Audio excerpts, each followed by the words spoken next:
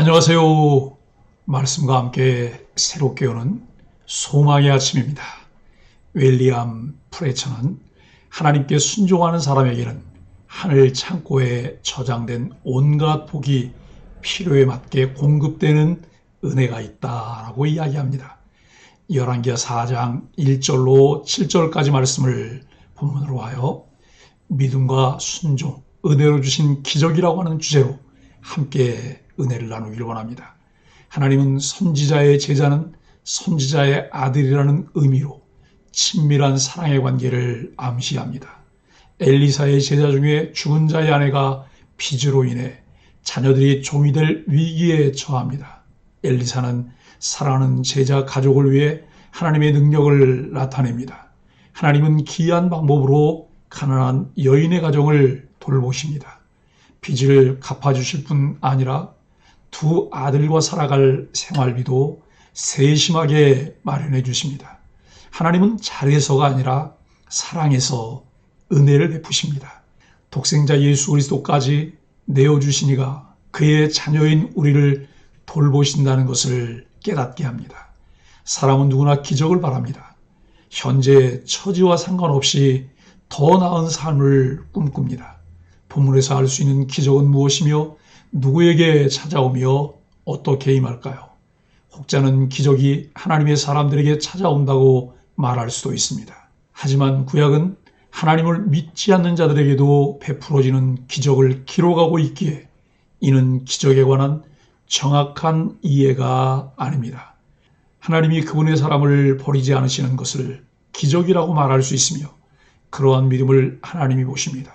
성도들은 삶의 문제 앞에서 자신이 과연 하나님의 사람이며 하나님이 자신을 버리지 않으시고 자신이 부르짖을 때 하나님이 응답하신다는 믿음이 있는지 점검해야 합니다. 하나님이 베푸시는 기적은 그 대상의 믿음을 통해 일어납니다. 알라딘의 지니와 같이 무엇인가 뚝딱 주고 사라지는 것이 아닙니다. 하나님의 사람이 자신의 필요인 문제를 분명하게 인식하고 그가 현재 무엇을 할 수 있으며 무엇을 가지고 있는지 돌아보게 하십니다. 그리고 그것을 통해서 일하시면서 그가 온전하게 순종하기를 요구하십니다. 이러한 기적의 비밀은 때로 그 대상과 하나님의 독대가 필요한 비밀스러운 사역이 될 수도 있습니다. 과부가 아이들과 문을 닫고 이해되지 않는 일을 행하는 것과 같은 원리입니다. 하나님의 일하심이 당장은 현실 문제를 해결하는 것과는 거리가 있어 보일 수 있으나 결국에는 문제를 해결합니다.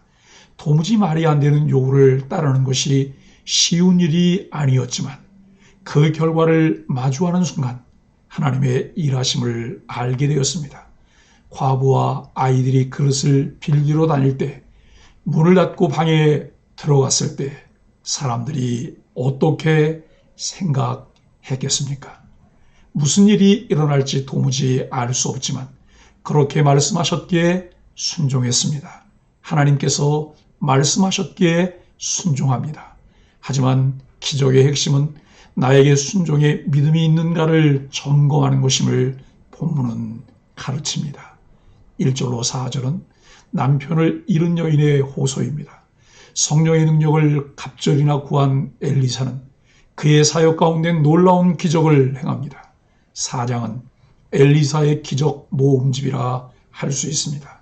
첫 번째는 선지자 제자들의 아내 중 남편을 잃은 한 여인의 이야기입니다.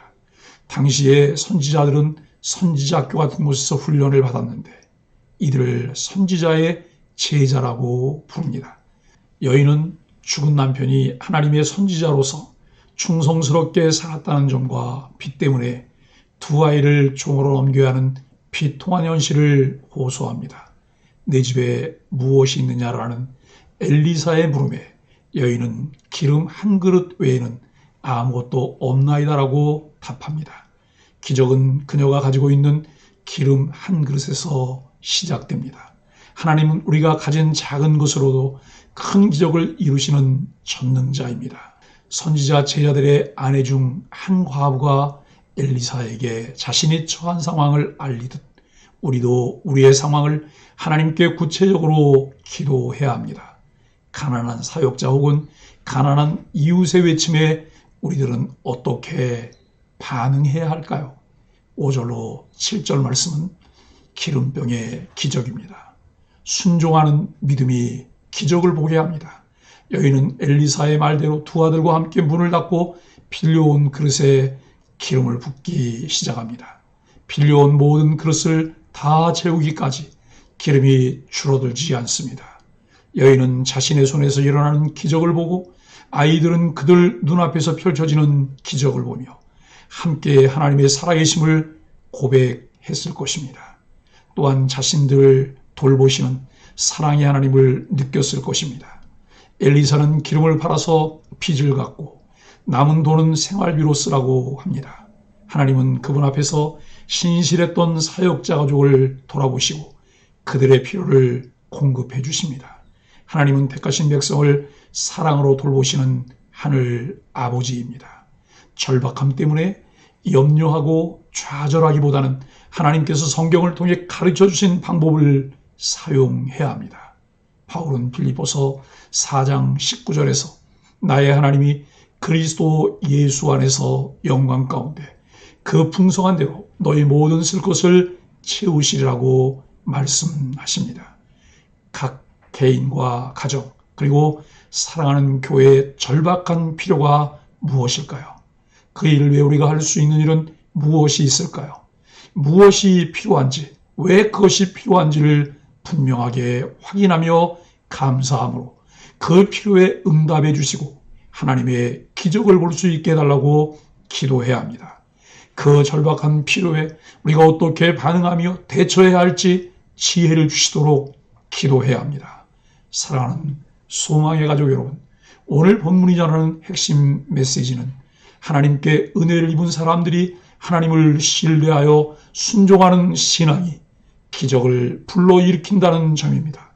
엘리사의 중재로 하나님의 기적을 직접 체험한 과부와 그녀의 두 아들은 하나님이 그들의 곤경을 이해하고 도와주시는 하나님임을 깨닫습니다. 이는 우리가 우리의 필요와 문제를 하나님께 올려드릴 때 하나님이 우리의 작은 믿음과 순종을 통해 일하시고 궁극적으로 우리를 돌보시며 문제를 해결해 주신다는 것을 의미합니다. 기적은 믿음을 통해 임하며 그 과정은 때로 비밀스럽고 이해되지 않을 수 있으나 하나님은 결국 우리를 돌봐주신다는 신뢰를 갖게 합니다. 하나님의 은혜가 필요합니다. 하나님의 기적이 필요합니다. 그 일에 믿음과 순종으로 반응하는 바른 신앙이 필요합니다. 이 시대에도 이 일을 계획하시고 이 일을 이루시는 하나님의 기적을 누리는 소망의 가족들이 되기를 예수 그리스도 이름으로 간절히 축복합니다. 함께 기도하겠습니다. 하나님, 각 개인의 사정과 아픔을 속속들이 아시고 그 상황에 맞게 돌보시는 하나님의 은혜를 찬양합니다. 현실의 문제에서 우리를 건져주실 자비와 능력의 하나님을 신뢰하며 인내하게 하여 주옵소서. 모든 필요의 공급자이신 하나님께 믿음으로 우리의 삶을 온전히 의탁하게 하여 주옵소서. 예수님의 이름으로 간절히 기도합니다. 아멘.